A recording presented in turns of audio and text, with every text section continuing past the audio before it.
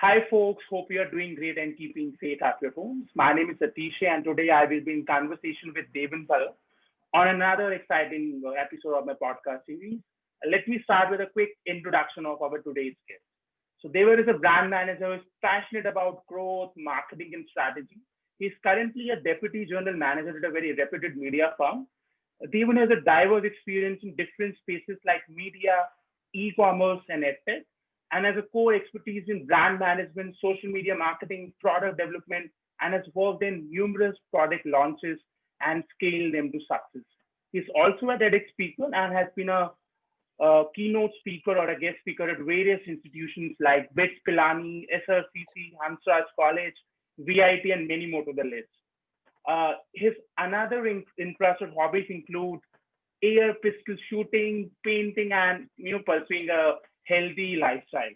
So welcome on the show, Devan. Glad to have you. Thank you so much for having me. So let's start with the our discussion.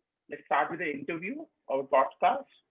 So Devan, tell me about your journey so far of graduating from IIM and becoming a deputy general manager at a very reputed media firm in just 3 years of your graduation. So how do you achieve it in so less time? Okay. I would just like to credit like my faculty members because they've really worked a lot on me. And I am the pedagogy at an Indian Institute of Management really trains you and makes you so robust that you are kind of trained throughout those given months as long as you're there on campus. And then you just pick up things in a very case study kind of a format, which I believe most of the B schools are doing at the moment. And then it just gets into your routine, it just gets into your system. You try and look at the slightly bigger picture, and at the same time, while keeping in mind that there are certain nitty-gritties and details involved.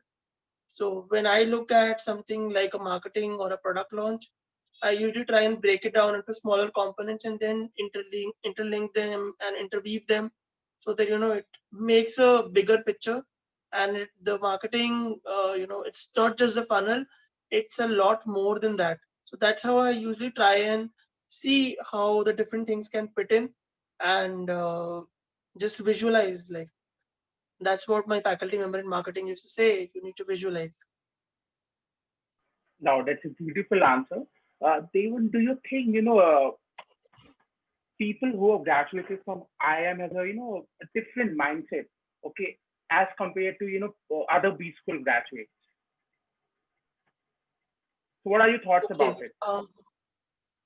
I since I know of people who are from IMT, MDI, NMIMS, so I find them to be very similar to in the same approach, same understanding, the same mindset, that ability to deconstruct a bigger business problem and try to create something of their own, like an asset for the firm.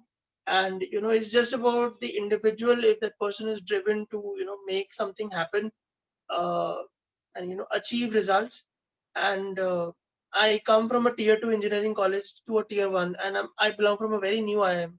So it's basically got to do with the fact that how do you perceive what what is the bigger picture, what is the bigger problem that you're trying to solve, as as a professional, as a team player, or as a leader, or as a manager, right? And then drive towards that without a miss.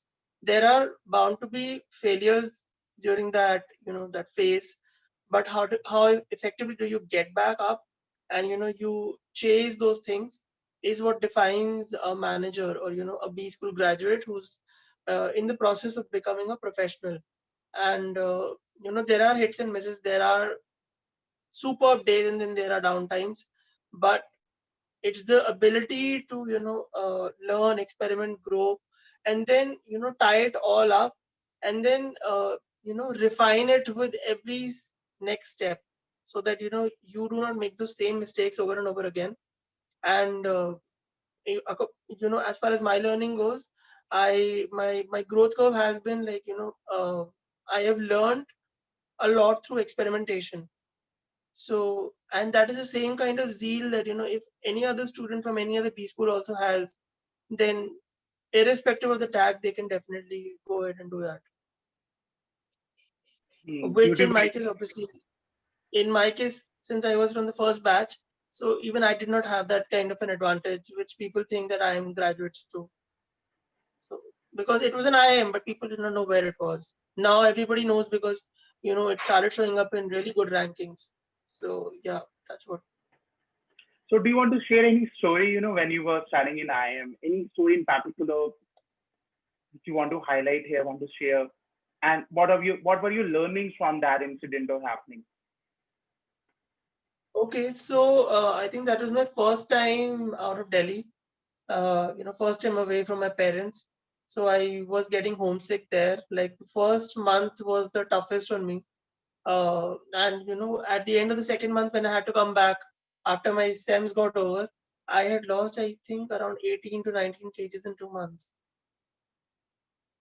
And my mom was literally, crying at the airport. So I remember that, I am not somebody from a commerce background. So for me, tackling subjects like finance, accounts was the toughest. And I was given a heads up by this gentleman whom, I bumped into at the airport around 4 a.m. around the 21st of September 2015. And that guy was from IIM Bangalore. He was a graduate from there. So he was advising my dad that get him these two books and it will be his first year will be sorted. So as a matter of fact, in marketing economics, I had an elective in economics, so I did not have an issue in that subject.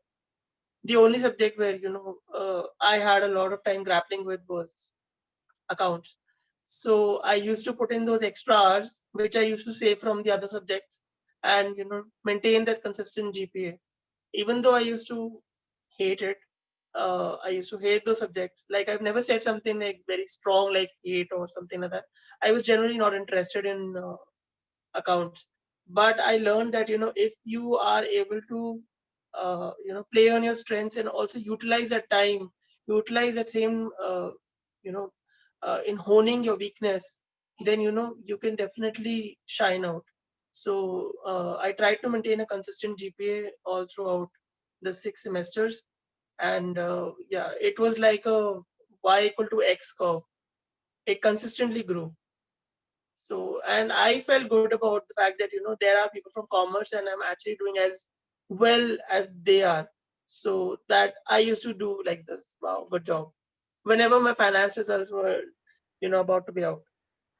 And So you're also merit scholar, right? yeah. You're a top ranker in your batch. So how do you achieve it? And you feel great after this accomplishment that not only I get myself into I'm also a scholar. I'm also a top ranker in my batch. So how do you feel about it? So see, in my situation, it wasn't very easy for me because uh, I was just trying to get accustomed to the new culture, and obviously the surroundings are very new to me. So I just kind of took it on self that I really need to up my game, because there are people from IITs, NITs, and that competitive spirit just sets in. Like you just can't have a down day. Even if you do, people should not be knowing about it. So it is something that you have to make a promise to yourself that no matter what, I am going to give it my best shot. So, and that is exactly what I was trying to do. And I have been competitive. Like I would not lie about it. I have been competitive, and more so because of the fact that I had to prove a point that it doesn't matter whether you're from a tier 2 college who lands up in an IIM. If you've got it, you will definitely stand out. So it was like a personal. It was like a promise to self that I'm going to. Uh, it's not like that you bring somebody else down. You emerge from the crowd. So whatever you It's a do, healthy competition.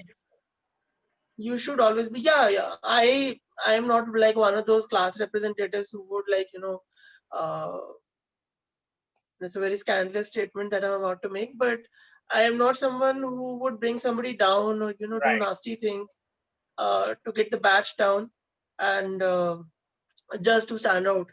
Because there are two ways of standing out: either you pull somebody else down or you yourself rise up. If everybody else is working hard, then you have to put in that extra 2 cents, that Absolutely. extra effort to also stand out. That's the competitive advantage. Absolutely. And since you mentioned about healthy competition, so recently I was reading a book. It's autobiography of a yogi. I'm not sure if I've read the book.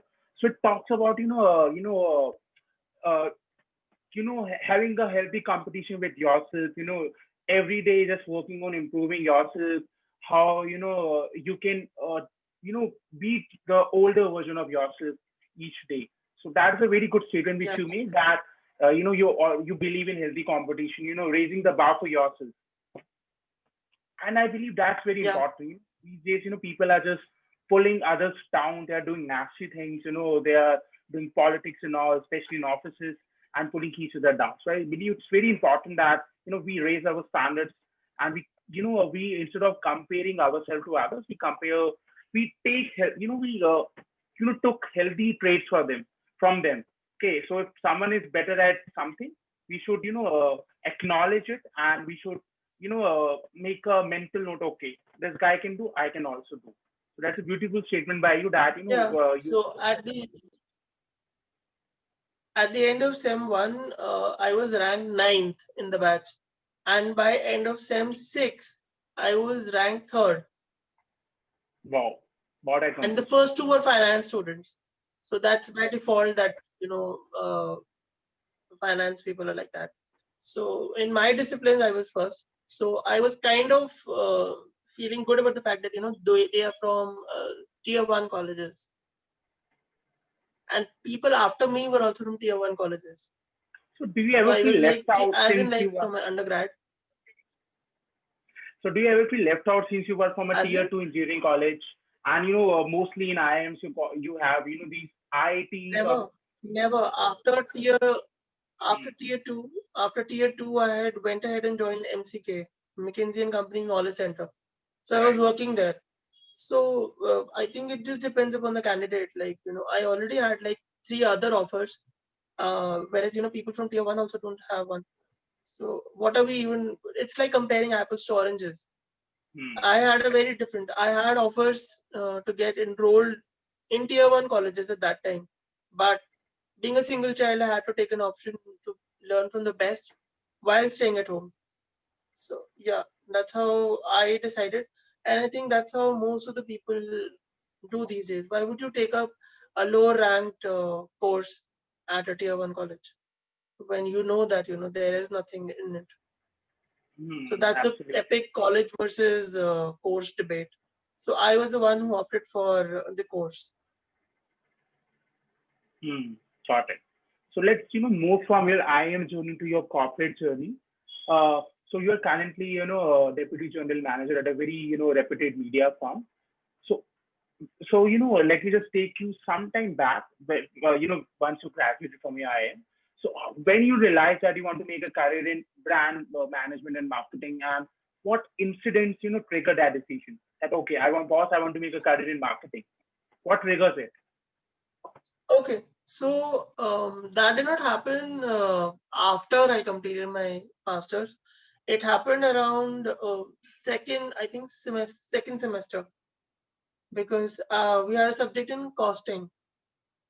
So what it did was there was a surprise test that was conducted. I was prepared for it. I fared reasonably well in that. But during that surprise test, um, I started seeing numbers floating on the sheet, and it was not making any sense to me that my mom wanted me to pursue a career in finance, and I was like, if I do not like this, why would I even pursue a career in this? And that was that particular day which I really remember, that I decided that it cannot be finance. It has to be something that I really like. So it started from an elimination principle that it cannot be finance or accounts. It has to be marketing, because I really enjoyed marketing. Like, I would not yawn in a costing class, in a marketing class, but I used to yawn like wildly in a costing class, even though the answer was already there on the sheet. But I used to feel super bored. And what It has got elements? nothing to do with how the faculty was teaching it. It's Hmm, got completely to do with my personal interest. hmm. And what elements you like about marketing? What are the things which excites you about marketing or brand management in particular? I think these disciplines actually give you a lot of scope to experiment and be creative. Like, you can actually make use of, your left brain. And that is something that I really get excited with. It has to be outside the box. Like, there cannot be a contour to a marketing campaign. Yes, there are metrics, there are data points that are attached to judge the effectiveness of a campaign, but there are supposed to be a range of other things in which you can sit, brainstorm, you can create, and you can build an asset for the firm that you work for. It's not just an Excel sheet. Hmm. Since you mentioned about Because marketing with marketing there is. Yeah, you just mentioned about marketing campaign. Yeah, So go my ahead. next question to you is, what are the most essential elements of a marketing campaign and how one can implement them? Okay, so I think the first thing that is really required in a, to even talk about a marketing campaign is the objective.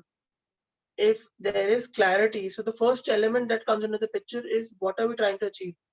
If we know that we're trying to build a brand awareness campaign, or if you're trying to have a lead generation campaign, the agendas are very different. And then if you know in which direction you're proceeding, you will create campaigns accordingly. Then secondly, obviously, you need to have a very clear understanding what is the budget, right? And you have to stay within the budget, do your mini experiments, and have an iterative learning during the campaign launch, right? If it is supposed to be entirely organic, if it is not supposed to pinch the pocket at all, then there are different ways. Like, you can bank on content marketing, you can do social, right?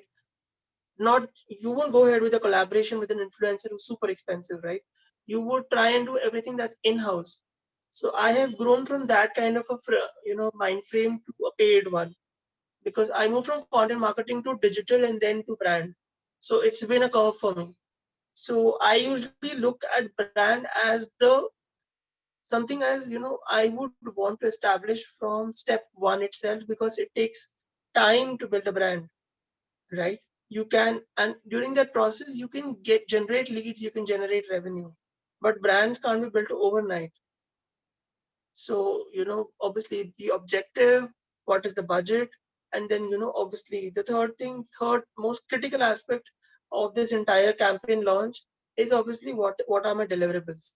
Am I giving them more leads? Am I giving them a like a 2x kind of a revenue on the investment that I'm putting in, like for the marketing budget?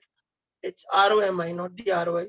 So, and then obviously understanding that how can this be taken forward by minimizing the expenses and increasing the output even further. So that is like the iterative step, that if right now I spend 100, how can I achieve the same result by spending 90? What is that optimization that I have brought into the picture that will contribute to the overall growth of the firm, or of the brand that I'm working on? And yeah, these 3-4 elements are really critical. So tell me, any one of your successful marketing campaign or product launches you have done so far and your learnings from it. Okay, so I have done a couple of them, but the one that really stood out was the first one. uh, like one of the first ones. uh, it was basically like, it was an educational product, and it was in a very super specialized kind of a segment in uh, I don't even know how to frame that, because it's between career guidance, it's between alumni, and then having something that's a combination of both. So what my manager did was, you know I was asked to create the entire content, a content for a 5-hour video. You would have looked at my Google sheet, it went up in 180 pages and plus. there was so much of content, and I had written on each and every word in it. I did the content research. I wrote down the entire thing, and then we sourced in the model who shot the videos, and then it was moved on to Moodle, and all throughout this process, I was also involved in all its content marketing initiatives plus its promotions. So that was like something that I had built from scratch. Like I could even pinpoint to the word and when I wrote it. It was that micro level. And obviously, while promoting it, there were so many challenges that we, encountered through the, during that product launch cycle. And we did an iterative testing. We did a small set, and then we understood how to go about it. And then we did very hyper local kind of targeting for it. And it's one of the bestseller products. I can't name it. I can name the firm, but yes. That's wow. That's really wow. So let me ask you a fun question now. If you get an opportunity to, maybe market a product in any sporting event, let's say IPL. Okay, so what things will you keep in mind as a brand manager, as a Okay. marketing professional? I think that these days people are not like frequenting these matches and all. So obviously, looking at a good slot, like a good slot, and try and build in an excitement for the product, uh, which obviously would be something that people are using at this moment. It could be Amazon Prime, right? There are so many new launches coming up, and I would definitely try and target the Lband, if or the buzzer. Just like Super Bowl works, and obviously the pricing is also quite high. But I would definitely try and target if I'm trying to, if it's a relatively known brand, then the pockets won't hurt much. Obviously, these are prime time slots these days, so a new brand obviously would not come up there. So something that's got to do with the current consumption pattern of the customer, right? And then building it that within that L band, say, So and if you can, having a for our, very sorry to interrupt you. So for our listeners who don't know about it, L band. So if you can elaborate, what is L band? okay. So give me a moment. Say for example, this is the screen of your TV, right? And then obviously this particular portion that you can definitely see कि carbon का mobile hai. You'll see a celeb, and then you see an actual L band on the screen. Like one section on the left or on the right is taken by the brand, and the bottom portion. Just like you would see in any media channel. I can't name a media channel also, but you would actually see that Burn on Lagao, the one that went really viral. That was an L band. Like the actual show is going on, but you also Hmm. have an ad playing on the sides of the screen, Okay, and so it shows banner you which is in left and bottom. You are seeing a banner which is in yes, left and bottom. yes. It could be. Okay. It's ideally on the left and on the bottom. Hmm. So Oh. that's why, and it since it appears like this, so it's addressed as an L band. Hmm. Got it. Got it. So That's a very interesting I would answer. definitely, yeah, it would definitely, be. I am like really crazy about products that are in e-commerce at the moment. So any big billion day sale might show up there, right? And then you can spice it up a bit by building in some suspense. If there are actually a league of matches which will actually be played out. So I have been thinking about this. I don't know if brands are doing it right now. You can actually build a story from one match to the other, and at the end, at the finals, you can play what that actual thing was. But it would be super expensive to do something like that. I Hmm. am So just like slightly being somebody who's like a script creator or something like that. So it just a random thought. So do you think to be a good marketer or to be a good brand manager, you need to be a good storyteller? And if you can elaborate on this, how storytelling, helps someone, become a good manager, good brand manager, or, capturing the attention of the customers. So what's the role story I playing? if people are exposed to the psychological aspect of what a story has on the the listener's mind or the viewer's mind. It could be a visual story playing in the form of Cinderella, or it could be like you might be reading a book. So it takes you on to another, how I interpret it through an analogy is it takes you to another dimension altogether while you're reading a book, right?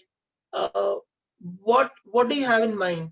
What do you have in mind at that point of time? Do you have an undivided attention at what's going to happen on the next page or in the next line? Or are you thinking about, oh, my boss is going to call me right now? So what a storyteller does is it's basically a very effective marketeer who gets in your attention by getting your permission and then taking you on another tangent altogether, that tangent where he or she wants you to be at. And that is the most priceless digital Right. estate that you can own, isn't it? So true. So true. When you say Absolutely. once upon a time, or one time I was there in this place, and I just bumped into a friend, and then we went out. So it's like you are. It's basically how we also talk with people, right? It's basically a part of our culture. Wherever you'll go, you'll come across folklores, myths, legends. You'll come across some classics by Disney. You know about those things, right? You remember those because they were told to you at a time when you were undividedly listening to it. You know what will happen, right? You know what will happen to Goldilocks, or you know what will happen to the three bears, right? I still remember all those things because that's exactly how the human mind is also conditioned. And what a story does is it takes you to that plane where you want the customer to be. And not many people can do that. Very right. And my takeaway from this is to be a good marketer, you need to be a good storyteller first. Yeah. And it's not just about somebody who's a very good orator. It could be somebody who's a very good writer also. You just need to be a good communicator when you're a marketer. That's how it is supposed to be. या तो brand campaign बनाओगे या तो brand campaign किसी को dictate करोगे और बनवाओगे. I can't hear you now. Yeah, absolutely right. Absolutely Yeah. right. So, let's move on to your next adventure, which is writing. Okay, I have seen you writing on LinkedIn. You're very actively writing on LinkedIn or spreading your knowledge and information to your community. So, how do you get time to share knowledge and insights on LinkedIn? How do you get time to write all those articles and posts? Oh, I'm not writing any more articles. I'm just writing posts these days. It's been a very long time that I wrote an article on LinkedIn. So, how do you So get time for it from a busy schedule? I think it just needs like what 15, 20 or 30 minutes at max. I tend to get some time to read, and if I find something interesting, I save it, and then I go through it again, whenever I get the time, and then I add my 2 cents to it and I create a post. Hmm. Because not many corporate professionals are doing it. They really procrastinate. That's a very good thing. If Oh, you're is taking that out so? most I of the find LinkedIn to be completely booming at this time. Like now I'm it having has content now it creation. has right. Especially after lockdown, I've seen many people posting on LinkedIn or creating content for LinkedIn. So you were the first you can say mover into this segment that you initiated. I really I really believe that you initiated that writing culture on LinkedIn because you were the first person uh, I can imagine writing or sharing content on a daily basis. I literally every day there was a post from you and there was another article from you, other piece of information from you. So that was really inspiring as well as insightful at the same time. I just don't know. It's just a part of my routine. If I don't do it, it feels like, oh my god, something is missing. Hmm. I didn't Okay. post for like I think 4 days or 5 days, like last week when I was traveling. So I just kind of, I was missing LinkedIn, but I was like, I should not be posting at this point of time. Hmm. Okay. But Also, LinkedIn is good. Very right, very right. That was my next question from you to you.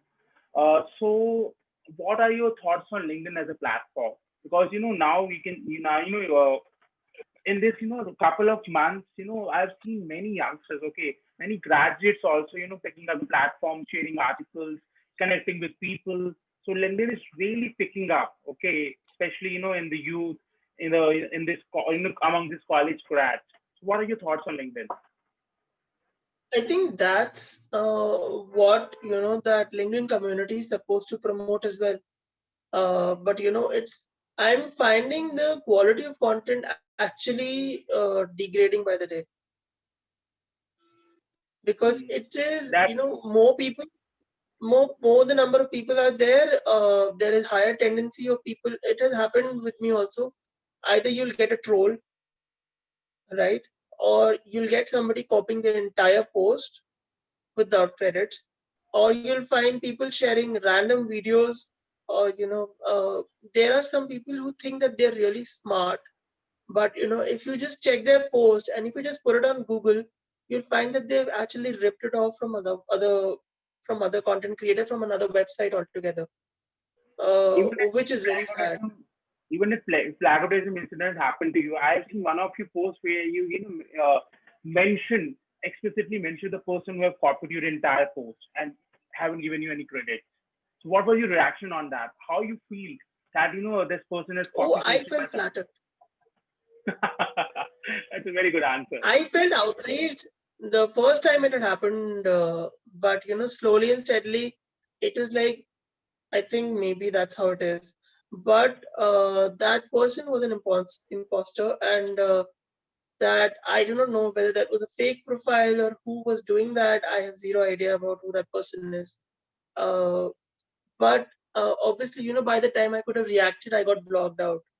So, and fortunately, somebody had shared the screenshot with me, so I was able to upload that. But at that point of time, somebody told me that it's a sign that people really take your content seriously, because I am somebody who started becoming more vocal about things that I really stand for, though definitely not as vocal as some Bollywood celebrities are. Hmm. But I can yes, see that on your uh, post. You're really vocal about the incident, right? It's really, amazing. You really stood I up for. think people should not take something lying down, because then Hmm. people would consider you to be a doormat, and they would try and get or create scenarios for you which would be really unpleasant. And I have seen my friends who stayed mum about things, and it usually does not work well. You have to take a stand someday or the other. You'll be asked to take a stand. Then obviously you're supposed to have a spine. And since I'm somebody who started from content marketing, I take my content very seriously. Hmm. So my next question to you is, for someone who is new to the platform, who's new to LinkedIn, what advice you will give to that person, especially if he or she wants to write a content. So what will you advise if I someone wants to start writing content or creating I content for think LinkedIn? yeah, I think what they should do is they should actually observe what is the type of content that works on LinkedIn. See, do their research. It would take them like what, 10 to 12, 15 minutes a day. And then start off with the first post, do one post a week, and do a very well researched post, and then just log out of LinkedIn, because people have that apprehension, or abhi like Hmm. aaya, abhi comment aaya, Right, kya kare, right, right? So just give absolutely. yourself that space, because it's almost like going to a stage and saying something, because people can see you, and nobody wants to be seen. Everybody wants to be in a herd. Everybody wants to be in a group, so that they are protected, they're not singled out. That's again from the human psychology only. Somebody who would be singled out, there was a higher tendency that the person would not survive. I'm talking about Neanderthals and that monolithic age. So that is how the reptile brain, that old brain of ours has been wired. Nobody wants, public speaking is very difficult. Not many people are doing it, right? It's just that YouTube has given people a platform to come up and showcase their lives. So that has made things very easier to ease out that stress. But when we Absolutely. talk about, coming forward and sharing your thoughts, not many people do that. People fake relationships. Like, this is still LinkedIn. They don't talk about things. Right. Absolutely right. So now So let's observe, move on. Yeah. Please continue. just observe for a while, see what type of content is actually working, and then take your baby steps one at a time. Then start off with 1 week, one post per week, and then gradually move on to 2 or 3, or as much स्वादानुसार, जैसे बोलते हैं ना, जितनी लत लगी है उसके हिसाब से फिर Right. आप अपना LinkedIn डोज लीजिए. And also, one should not rush. Definitely, if someone is posting daily on LinkedIn, I should also post daily. That will degrade the quality of the content, as you mentioned in the beginning. So, if you Yes. have found something insightful to share, then share. If you have not, koi nahi hai, just consume the content and you can reshare it. Doesn't mean you have to, post. Someone is posting, it doesn't mean you have to also post. If People you don't find reshare. something, People don't that is, reshare that they easily. copy paste, They they like, it copy paste hurts their them that if I am right. what people usually do is rather than resharing, they'll copy the entire thing, block out the person who did that, and then share it as their own. Absolutely. That has also happened with me. That is why I know that it takes another level of guts to appreciate somebody's content and reshare it on your own wall. So, and not many people are going to do that. Absolutely. Absolutely right. So, I just want to move on to the next segment now, which is fun side of David. Okay. I want to talk about your hobbies and what you enjoy doing if you're not working. So, in your introduction, I mentioned that you are passionate about air pistoling and painting. So, how do you get, how you develop this hobby of, air pistoling? And if you elaborate more about it, what actually is air So my pistoling? dad's friend is a coach with the Indian team. So I was kind of exposed to a 10 So, meter air Indian cricket team or Indian shooting team? shooting team. Shooting team. Okay, I just want to clarify. Obviously, why Okay. would an Indian cricket team coach teach me how to, you know, uh, work with a 10-meter air Right. pistol? But it's kind of a very good sport, though people think that's very violent because it has arms and ammunitions involved, but it is kind of harmless. The only thing that you'll hear if you don't hit the mark is a very I don't it's a very unpleasant sound of the pistol hitting the tin which surrounds the target. So I do, like, these days I'm not going out much, so I'm missing out on that thing, and obviously swimming. Uh, and painting is something that I try sometimes. I moved on from sketching to canvas painting and all. So there is one that's there in the lobby of my house, which I painted. It's a huge Buddha. There's a you should if you get if you get any time to visit my house, then you will definitely see. I tried my best, but I was working with a painter as well, who's a professional person.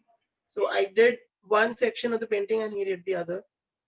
So, and it's fun because both these and obviously swimming, what they actually give you is your own me time. Like, you can zone out into another space altogether because you wear those muffs when you're doing shooting, so you can just look at one particular point and do the target.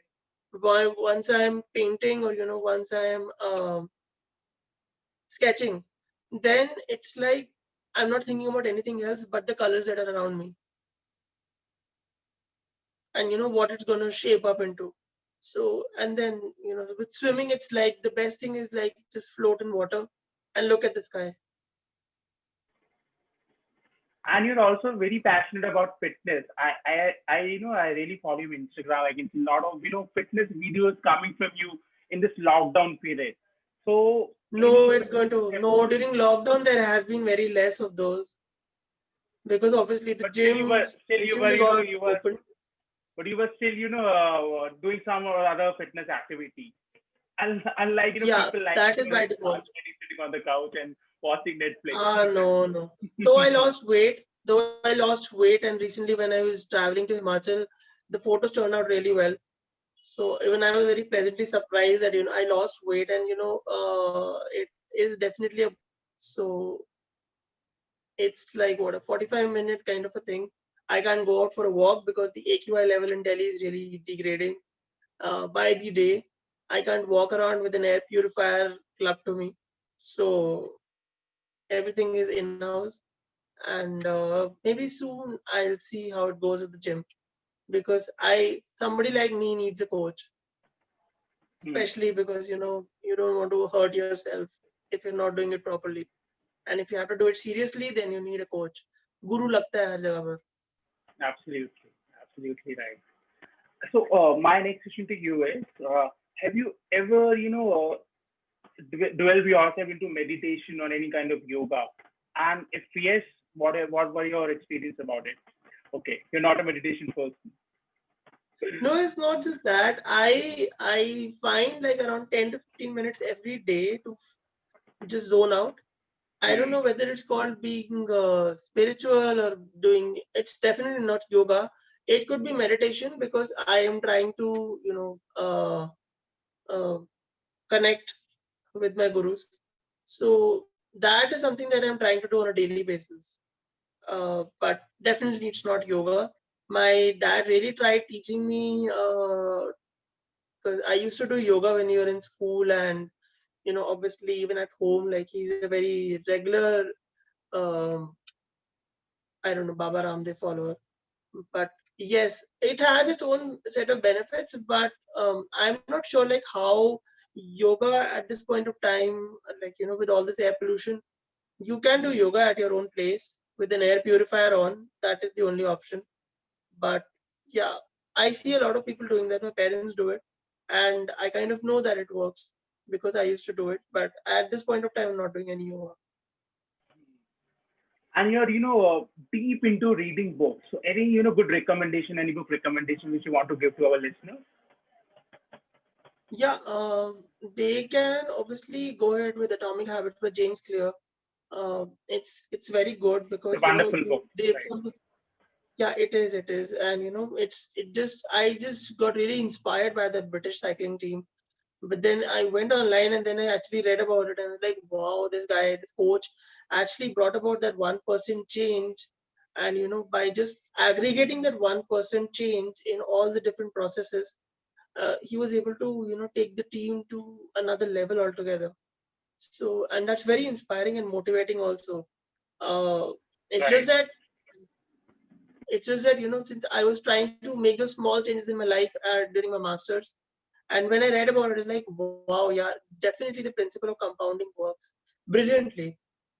And it was amazing. It's like 0.99 raised to the power n and 1.01 raised to the power n. You can actually see the difference. It's 37 times. I think that is what was mentioned there. It's got a beautiful chart also. So that is there. Positioning, if somebody is really passionate about psychology and branding, Positioning by Al Rees, that's a classic. Then Kotler is Anyone who, definitely who is there. an MBA who want to pursue MBA, so that's a book for you guys.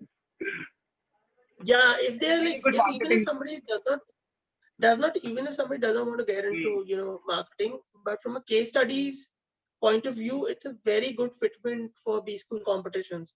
Like if you have got your concepts cleared out from that book, I would there's a very less chance that you will not be in the top three of any B school competition, Hmm.